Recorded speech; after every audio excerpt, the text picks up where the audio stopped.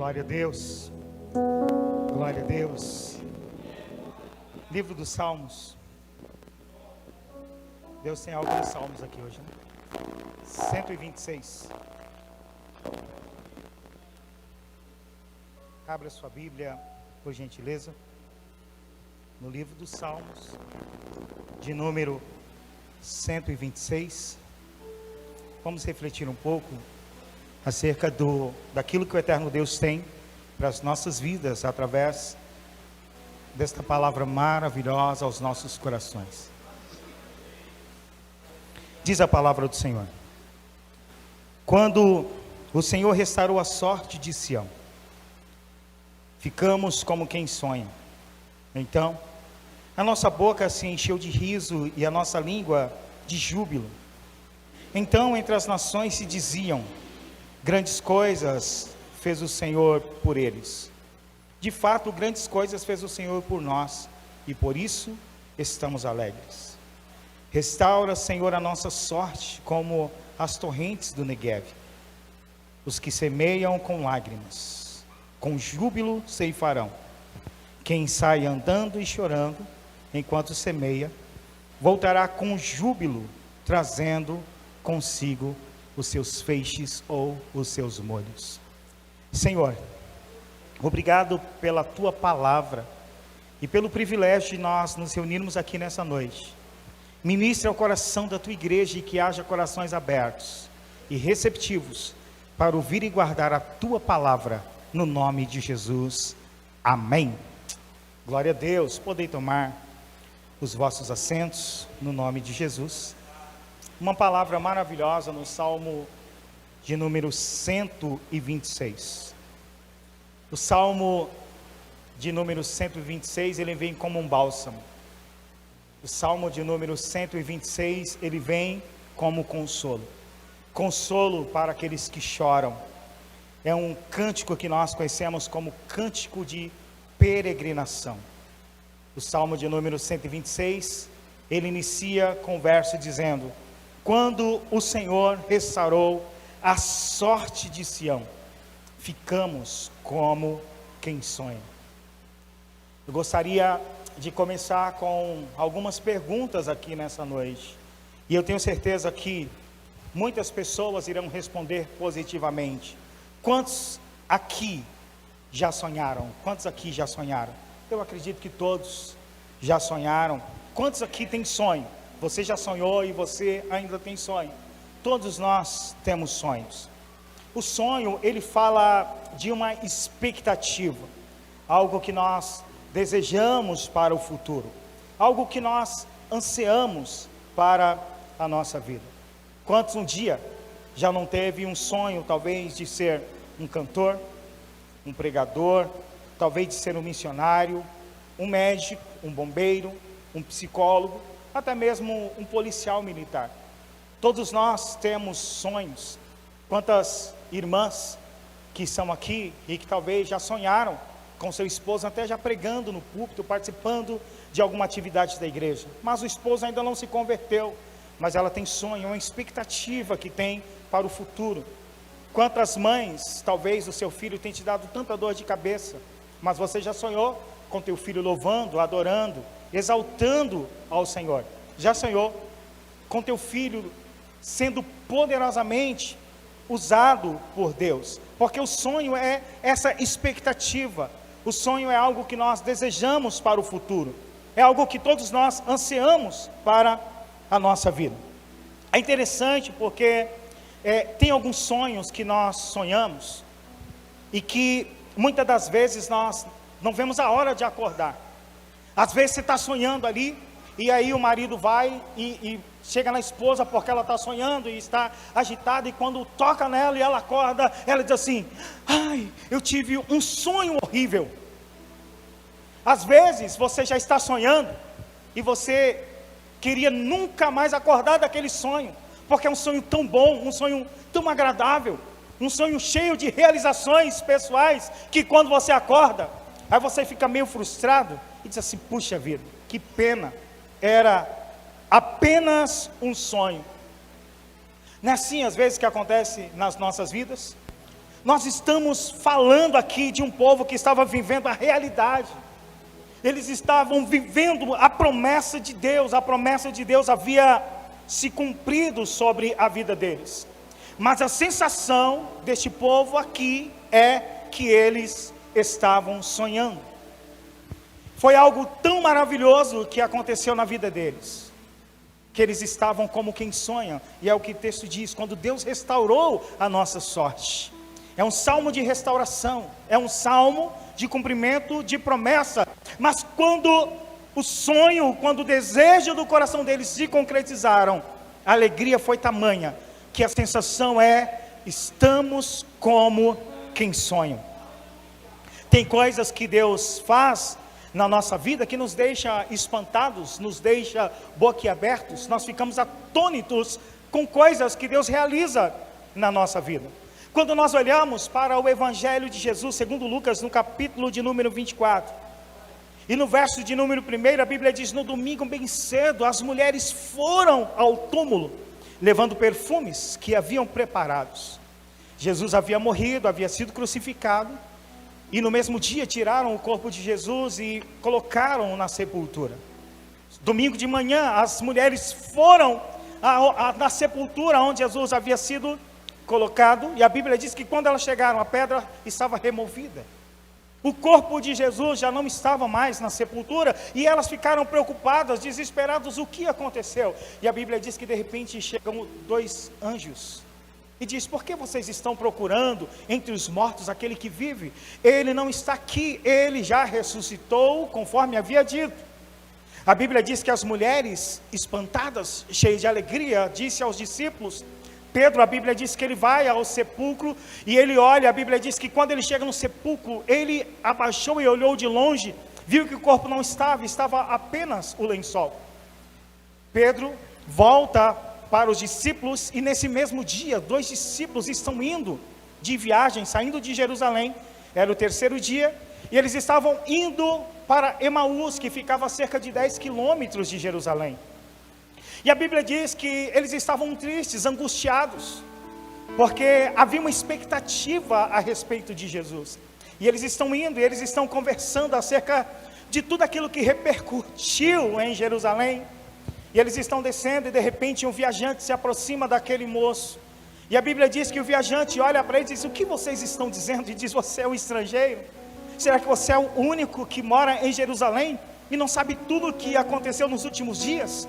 Sobre Jesus, um grande homem, profeta, um homem de Deus, poderoso em palavras, poderoso em obras. Nós achávamos que era Ele, nós pensávamos que era Ele, mas eu acho que não é, porque hoje já é o 3º dia, Ele morreu. É bem verdade que algumas mulheres falaram que viram Ele, e eles estavam cheios de angústia, porque aparentemente a esperança havia se esvaído.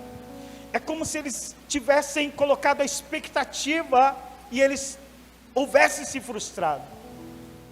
E a Bíblia diz que, enquanto aquele viajante está andando com eles, assim: puxa vida, como vocês são tardios para crer na palavra de Deus. Será que não é isso que deveria acontecer? Que ele deveria morrer?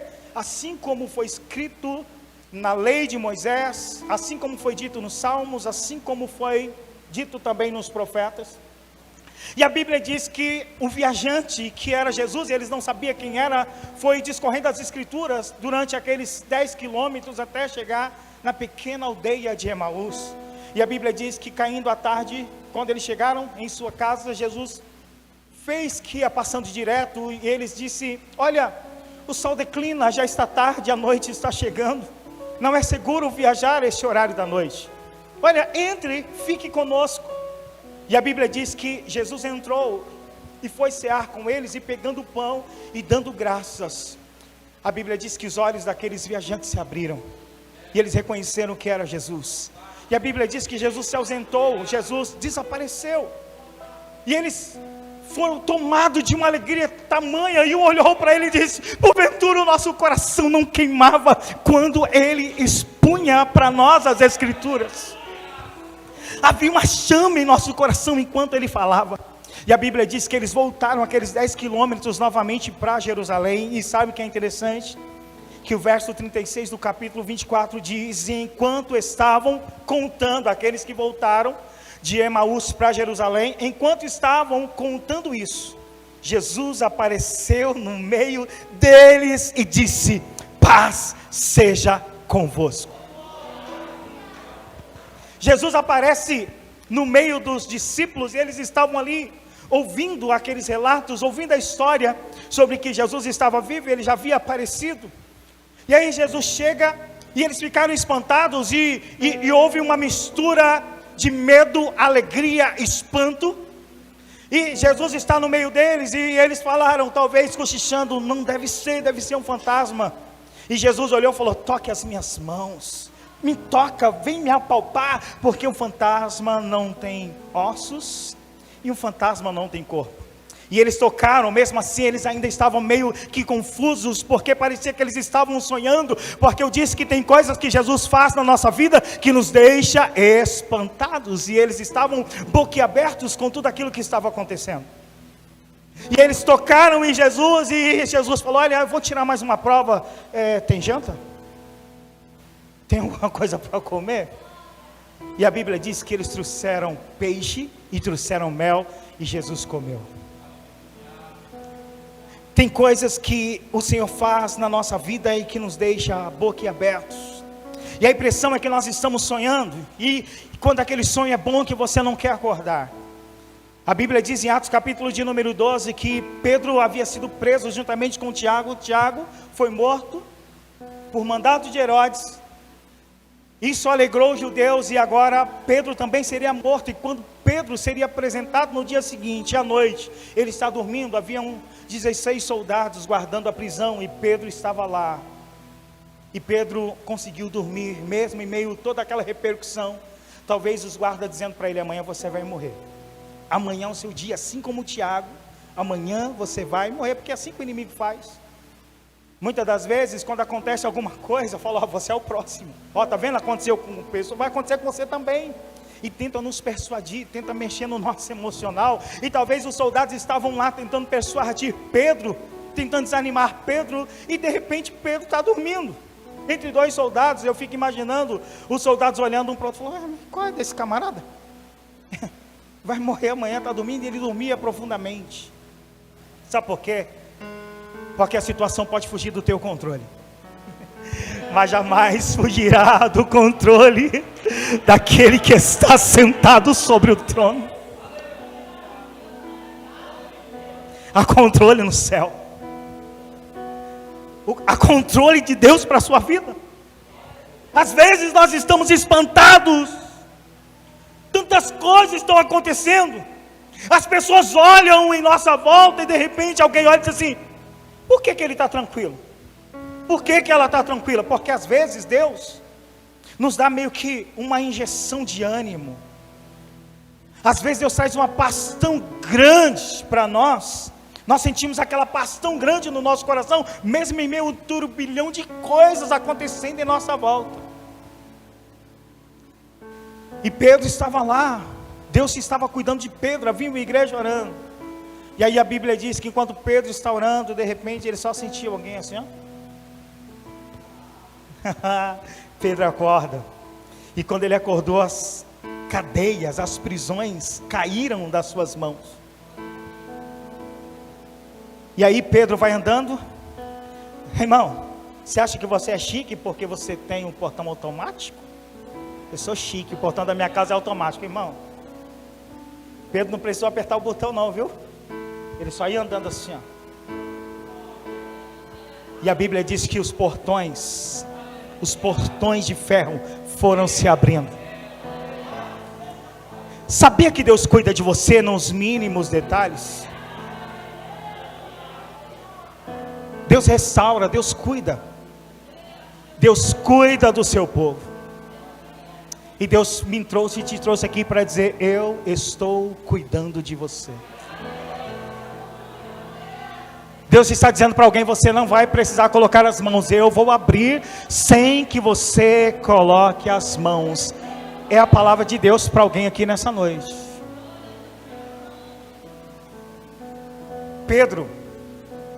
não precisou colocar as mãos, e a Bíblia diz que ele foi andando, os portões foram abrindo, e quando ele chegou do outro lado, já estava tudo tranquilo. Espantado, ele olhou e disse: verdadeiramente, porque ele achava que era um sonho. E ele disse: verdadeiramente Deus enviou o seu anjo e me livrou da mão de Herodes e de tudo aquilo que os judeus esperavam. Eles esperavam que eu seria morto, mas Deus me livrou da mão de Herodes. Quando o Senhor restaurou a sorte de Sião, ficamos como quem sonha. Sião era a cidade de Davi. Davi, o grande rei de Israel, o homem segundo o coração de Deus. Quando Josué, ele recebe a ordem de Deus para invadir Canaã e destruir todas as cidades que havia em Canaã, a Bíblia diz que eles foram conquistando várias cidades. A primeira, a segunda geração, eles obedeciam, eles temiam a Deus, mas a terceira geração começou a se corromper. E após a morte de Josué, eles não conseguiram mais conquistar, de sorte que Jerusalém não havia sido conquistada. Jerusalém era uma cidade habitada pelos jebuseus, e somente Davi, quando ele começa a reinar sobre todo Israel, porque a Bíblia diz lá em Samuel, no capítulo de número 5, em 2 Samuel capítulo 5, que Davi, ele vai até Hebrom, onde ele é proclamado como rei sobre todo Israel. E a Bíblia diz que quando ele é proclamado rei sobre todo Israel, e ele faz um pacto, uma aliança sagrada com o povo de Israel, a Bíblia diz que Davi começou a reinar, e agora ele ataca Jerusalém. E o capítulo de número 5, a partir do verso 6, diz assim: e o rei Davi e os seus soldados foram atacar Jerusalém. Os jebuseus eram os moradores da cidade. Pensaram que ele não seria capaz de conquistá-la, e por isso disseram: você nunca entrará aqui para fazer você ficar do lado de fora. Olha o que o rei dos jebuseus disse para Davi: para que você fique do lado de fora, basta os cegos e os aleijados. Mas Davi tomou a fortaleza de Sião, e ela passou a ser chamada cidade de Davi. Quando o Senhor restaurou a sorte de Sião, Sião aqui representa todo o povo de Israel, toda a tribo de Judá, que havia sido levada cativo pelos babilônicos. É interessante porque quando o Senhor restaurou a sorte do teu povo, a Bíblia diz que eles estavam como quem sonham. E o verso de número 2 diz: então a nossa boca se encheu de riso e a nossa língua de júbilo. Então entre as nações se diziam: grandes coisas fez o Senhor por eles. As nações que odiavam o povo de Israel, aqueles que torciam contra o povo de Deus, eles tiveram que olhar espantados, dizendo: Deus fez coisas grandes por esse povo, Deus está fazendo coisas grandes por este povo. Alguém vai ter que olhar para você e ter que reconhecer a grandeza de Deus na sua vida. Alguém vai ter que olhar e reconhecer que Deus é grande na sua vida, assim como eles, dizendo: olha, então a nossa boca se encheu de riso e a nossa língua de júbilo, e entre os gentios, ou entre as nações, estavam dizendo em uma só voz: grandes coisas fez o Senhor por estes. O Salmo 126, como nós falamos, ele é um salmo de restauração. E primeiro, ele retrata a restauração do povo de Israel do cativeiro da Babilônia. Deus por diversas vezes havia dito ao povo de Israel, alertando-os através dos seus santos profetas, que eles deveriam obedecer ao Senhor, e caso eles desobedecessem ao Senhor, eles seriam levados como cativos, eles seriam levados como escravos para a Babilônia. E Nabucodonosor seria o grande instrumento de Deus, instrumento de destruição, para levar aquele povo para o cativeiro da Babilônia. Muitos profetas, quando o povo foi levado cativo para a Babilônia, primeiro os profetas diziam: jamais o rei da Babilônia entrará nessa cidade. Nós somos um povo de Deus, esse templo é a casa de Deus, jamais Deus vai permitir isso. Só que o povo não estava andando de acordo com a vontade de Deus, e o juízo de Deus iria cair sobre aquela nação. Mas os falsos profetas se levantavam para dizer: Deus não vai permitir, Nabucodonosor não vai conquistar essa cidade. Quando Nabucodonosor entrecheirou a cidade, cercou a cidade, levou todo o povo cativo para a Babilônia, destruiu Jerusalém, a profecia mudou. Quando eles viram que realmente eles iriam ser levados cativos para a Babilônia, eles falaram: o cativeiro será apenas de 2 anos, Deus irá permitir apenas que 2 anos o povo fique cativo na Babilônia, e depois o povo voltará novamente. Jeremias falou: não se engane, porque o cativeiro será de 70 anos. Vocês irão passar 70 anos na Babilônia. E Jeremias estavam dizendo àquele povo: construam casas e habitem nelas, deem os seus filhos e filhas em casamento. Ou seja, vocês não vão voltar para Jerusalém tão cedo, vocês vão passar 70 anos cativo. Só que havia uma promessa de Deus para aquele povo. Quando a gente olha o livro do profeta Jeremias, eu acho lindo quando a Bíblia diz: eu bem sei quais os pensamentos que eu tenho sobre vós, diz o Senhor, pensamento de paz e não de mal, para vos dar o fim que desejai. Em outra tradução, para vos dar um futuro e uma esperança.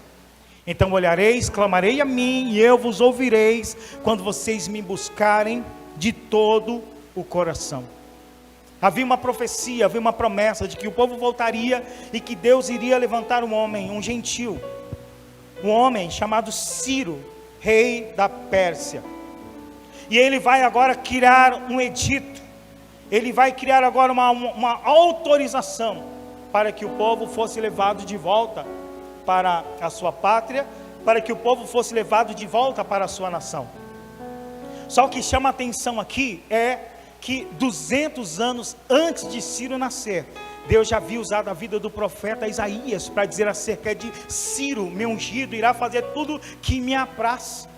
Deus estava chamando o gentil, que ainda não havia nascido, de meu servo Ciro, ou do meu ungido Ciro. E esse ungido não é como as pessoas que são ungidas para cumprir um propósito espiritual, mas alguém que Deus iria levantar como um forte para libertar o povo de Israel do cativeiro da Babilônia. E Ciro agora ele dá essa autorização, e a Bíblia diz que Deus começa a despertar o coração de algumas pessoas que estavam no cativeiro da Babilônia. A Bíblia diz que o Senhor levanta um homem por nome Zorobabel, Deus levanta um sumo sacerdote por nome de Josué. Zorobabel, governador, Josué, sumo sacerdote, foram levantados para ser instrumento de Deus, para que os cativos da Babilônia voltassem para o seu lugar de origem, voltasse para a terra de Judá, voltasse para Jerusalém, voltasse novamente para Sião. É interessante porque o verso que nós lemos anterior, 2, a Bíblia diz que quando Deus restaurou a sorte, eles estavam como quem sonha. A Bíblia diz que então a nossa língua se encheu de júbilo, de cântico, e a Bíblia diz: e todos os gentios disseram: Deus fez grandes coisas por eles. Então quando eles estão voltando, enquanto alguém está dizendo Deus fez coisas grandes por eles, no verso 3 eles vão testemunhar dizendo: de fato. Eles vão olhar para as pessoas, vão olhar para os gentios, vão olhar para aqueles que não gostavam deles, e vai dizer: de fato, grandes coisas fez o Senhor por nós, e por isso nós estamos alegres. Irmãos, é interessante porque a resposta deles veio de pronto: grandes coisas fez o Senhor por nós, e por isso nós estamos alegres. E o que esse salmo nos mostra, que ele é uma mistura de alegria e tristeza, risos e lágrimas, porque na Babilônia os judeus haviam perdido o seu cântico, não havia mais desejo de louvar, de celebrar a Deus enquanto eles estavam na Babilônia. E quando nós lemos o Salmo de número 137, do verso 1 ao verso 5, a Bíblia diz: às margens dos rios da Babilônia, nós assentávamos e chorávamos, lembrando-nos de Sião, porque nos salgueiros que lá havia, nós pendurávamos as nossas harpas. Pois aqueles que nos levaram cativos, eles estavam na Babilônia, e aqueles que nos levaram cativos nos pediam canções, e os nossos opressores que nós fôssemos alegres, dizendo: entoai-nos um dos cânticos de Sião. O verso de número 4, eles estavam com o coração tão amargurados, que eles vão dizer: como, porém, haveríamos de entoar um canto do Senhor em terra estranha? E o desejo de voltar para Jerusalém era tão grande, que no verso 5 eles diziam: se eu de ti me esquecer, ó Jerusalém, que se resseque a minha mão direita, que se apegue a minha língua ao paladar, se eu não me lembrar de ti, se eu não preferir Jerusalém, a minha maior alegria. Eles haviam chorado de tristeza. Esse salmo é uma mistura de riso, gozo, tristeza. Só que depois que eles passam toda essa situação adversa, e eles voltam para Jerusalém, e agora eles estão gritando, rindo, cantando, eles estão jubilando. E uma das coisas que eles vão dizer aqui, no verso 4, eles dizem: restaura, Senhor, a nossa sorte, como as torrentes do Negueve. O Senhor deu a oportunidade, os irmãos sabem, e quando a gente tem a oportunidade, a gente conta um pouquinho da viagem. Nós tivemos a oportunidade de ir em Israel, e a primeira vez nós fomos para o Egito.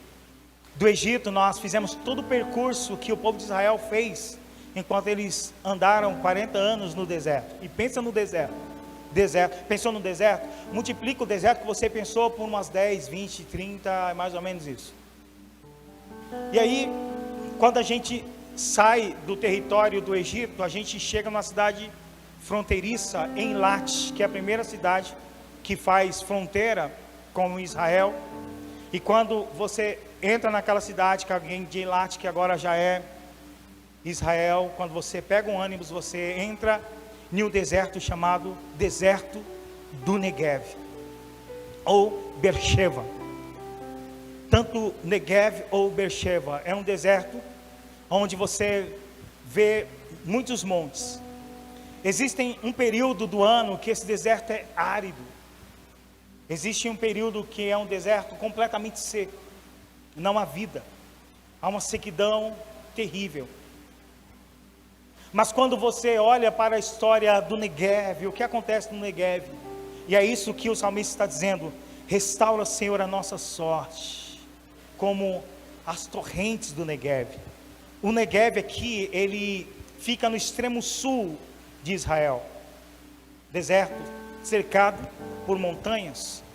Quando você passa do seu lado direito, você vê enormes montanhas e você vê todo o deserto do Negev. Só que, sem que você veja, em algum lugar dos montes está chovendo. Porque existem milagres que Deus vai fazer na nossa vida que você nem vai ver. Quando você menos esperar, ó, sentiu aí? Quando você menos esperar, o milagre aconteceu. Está chovendo em algum lugar e as montanhas estão recebendo toda aquela água. Aquela água está sendo represada nas montanhas. De repente, toda aquela água que está represada, ela transborda. E quando aquela água transborda no monte, ela começa a descer. E ela começa a formar as torrentes, os córregos, os rios, que vai invadindo todo o deserto, vai molhando todo o deserto. E aonde havia só sequidão, agora vê-se a água descendo dos montes e invadindo todo aquele deserto. E depois que aquela água passa, o calor causticante evapora, mas aonde não havia vida começa agora a brotar. E quando o salmista está dizendo, restaura a nossa sorte como as torrentes do Neguev, ele está dizendo, faça-nos frutificar novamente. Eles estavam se sentindo secos, estéreis, sem esperança, sem expectativa, mas ele se está dizendo, Senhor, nós queremos frutificar novamente, eu quero dar fruto novamente, eu quero que as pessoas que olhem e vejam a glória do Senhor, porque quando eu dou fruto, eu não estou dando fruto para mim, eu estou dando fruto para alguém vai se alimentar com a bênção que eu vou receber. Então restaura a nossa sorte, traga de novo a frutificação para o teu povo.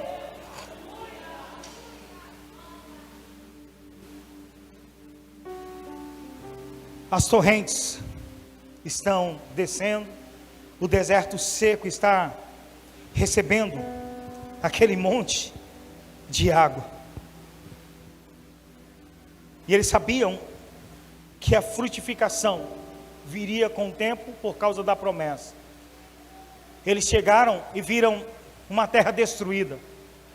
Porque quando eles subiram para Jerusalém, eles não subiram para habitar nas casas, eles subiram para construir as casas novamente, que havia sido destruída, reconstruir o templo do Senhor.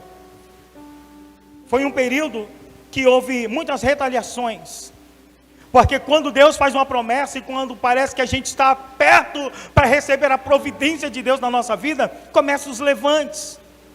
É alguém que muitas das vezes não acredita e está do nosso lado, tenta nos desanimar. Quando você lê o livro de Esdras e o livro de Neemias, você vê que mandaram cartas para o rei dizendo que aquela era uma casa rebelde, que era um povo rebelde, e que aquele povo, se reconstruísse aquela cidade, eles não iriam pagar impostos para o rei Sírio ou para o Dario, eles não pagariam os seus impostos. E durante um período eles conseguiram parar a construção, eles conseguiram barrar, impedir que os construtores construíssem as suas casas. Foi um período que Deus teve que levantar dois grandes homens de Deus, o profeta Ageu e o profeta Zacarias, para despertar, para animar o povo, para trazer ao povo a consciência de que Deus havia dado uma ordem e que aquela casa deveria ser reconstruída. Havia uma palavra de Deus, havia uma ordem da parte de Deus. Deus havia dito para aquele povo que a cidade seria reconstruída, o templo seria reconstruído e que eles iriam adorar o Senhor novamente naquele lugar. E a mão de Deus foi tão extraordinária que eles tentaram. De repente, alguém diz assim: por que vocês voltaram a reconstruir novamente? Por causa da palavra profética. E quando eles escreveram novamente, eles falaram: olha, nós recebemos uma autorização de Ciro para que nós viéssemos reconstruir. E a Bíblia diz que eles novamente mandaram uma carta para o rei e disse: procure nas crônicas, procure nos registros reais, se realmente há uma ordem para que esta casa do Deus de Israel seja reconstruída. E a Bíblia diz que procuraram nos registros, havia uma autorização para que o templo fosse reconstruído, para que os judeus voltassem para a sua casa. E a ordem do rei é: a partir de hoje, ninguém mexe com esse povo. A partir de hoje, e aí digo mais, vocês vão ajudá-los com os bens, para que eles reconstruam a casa de Deus. Porque ninguém pode parar. Muitos, quando Nabucodonosor invadiu a Babilônia, já eram pessoas idosas, muitos morreram na própria cidade, outros morreram no percurso, porque eram 800 quilômetros de viagem. Muitos morreram na própria Babilônia, mas alguns que eram adolescentes, que estavam vivos ainda nesta época, eles voltaram. E quando eles voltaram, eles viram a cidade destruída. Muitos que estavam na Babilônia construíram casas, família, tinham negócios na Babilônia e falaram: eu não vou voltar para Jerusalém de forma alguma, porque era conveniente ficar na Babilônia. Eles haviam crescido, prosperado na Babilônia e não queriam recomeçar em Jerusalém, e eles falaram: nós iremos ficar aqui na Babilônia. Mas houve os desbravadores, os remanescentes, aqueles que o coração ansiava em ver novamente Jerusalém reerguida, ver novamente Sião reerguido, o templo de adoração a Deus reerguido. E o verso de número 5, a Bíblia diz: os que semeiam em lágrimas, com júbilo ceifarão. A história diz, algumas pessoas acreditam que esse período foi tão difícil, foi um período tão complicado, quando o salmista escreve o verso de número 5: os que semeiam com lágrimas, ceifarão com alegria. É porque havia um impasse. Era o chefe de família, ele estava com a semente nas mãos, e ele dizia: será que eu como essa semente com a minha família, com os meus filhos? Ou eu vou sacrificar parte dessa semente para plantar, para colher no futuro e comer em abundância. E é por isso que a história diz que enquanto o chefe de família, ele estava semeando, ele semeava com lágrimas, porque a família tinha pouco para comer. Ele estava semeando com lágrimas, porque estava passando por privação. Ele estava semeando com lágrimas, porque sabia que aquela semente poderia suprir momentaneamente a necessidade da família, mas iria prejudicá-los no futuro. Então ele estava sacrificando o presente, para que o futuro fosse glorioso. E ele vai plantando aquela semente, as lágrimas vão caindo, mas havia uma esperança que aqueles que estavam semeando naquele momento com lágrimas, haveria um júbilo tão grande no futuro. Talvez o teu presente seja de lágrimas. Talvez você tenha regado o seu travesseiro em lágrimas. Talvez no teu ambiente de trabalho você procura um lugarzinho secreto e ali as lágrimas têm rolado dos teus olhos.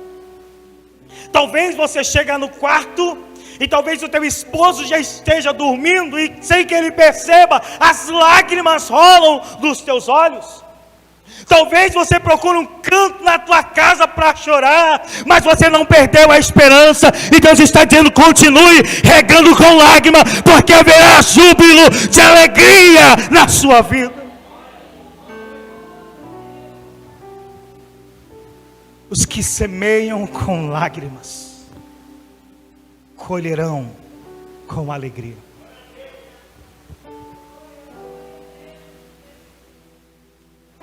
Às vezes a lágrima é inevitável. Às vezes a gente chega para a pessoa, aí você só diz assim: você está bem? Só isso, e as lágrimas já... Uma situação tão terrível, às vezes adversa. Às vezes pessoas tentam esconder as lágrimas do choro, mas Deus nos diz: continue chorando.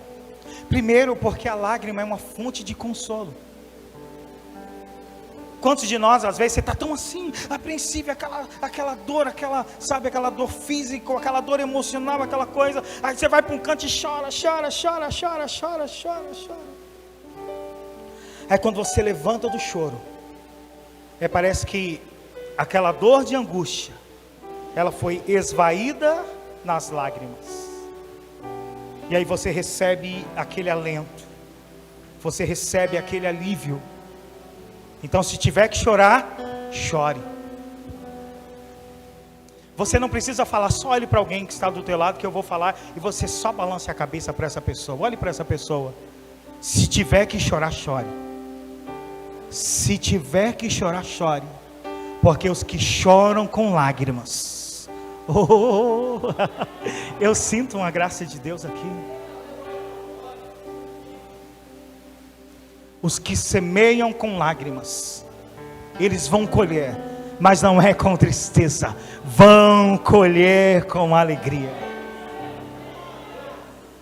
os que semeiam em lágrimas colherão com alegria. O verso de número 6, para nós finalizarmos, diz: quem sai andando e chorando enquanto semeia,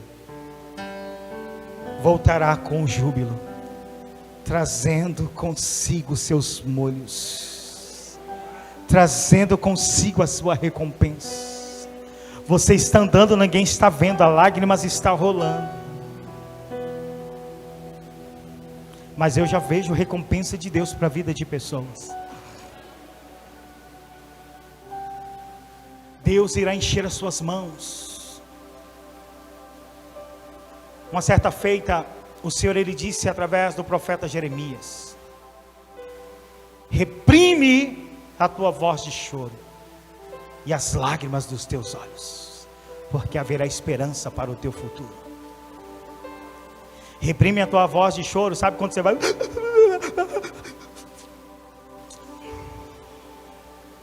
porque a voz... e você quer falar e você... E o profeta diz: reprime a tua voz de choro e as lágrimas dos teus olhos, porque haverá recompensa. Quem sai andando e chorando enquanto semeia, quem sai andando e chorando enquanto está trabalhando, enquanto está pregando, enquanto está louvando, enquanto está fazendo a obra de Deus, enquanto está confiando na providência. Quem sai andando e chorando e não abre mão, dizendo: Deus, está difícil, eu poderia até abrir mão, mas não vou abrir mão, eu sei que alguma coisa o Senhor vai fazer. Quem sai andando e chorando, confiando, voltará com a recompensa de Deus em suas mãos. E alguém vai ter que olhar e dizer: grandes coisas Deus fez na vida dessa mulher, grandes coisas Deus fez na vida deste homem, grandes coisas Deus fez na vida desta criança, grandes coisas Deus fez na vida deste jovem, deste adolescente. E em uma só voz você vai testemunhar: verdadeiramente grandes coisas fez o Senhor pela minha vida, e por isso eu estou cheio de alegria. Há esperança para o teu futuro, há esperança para você. Que Deus abençoe a sua vida e a sua casa, no nome de Jesus.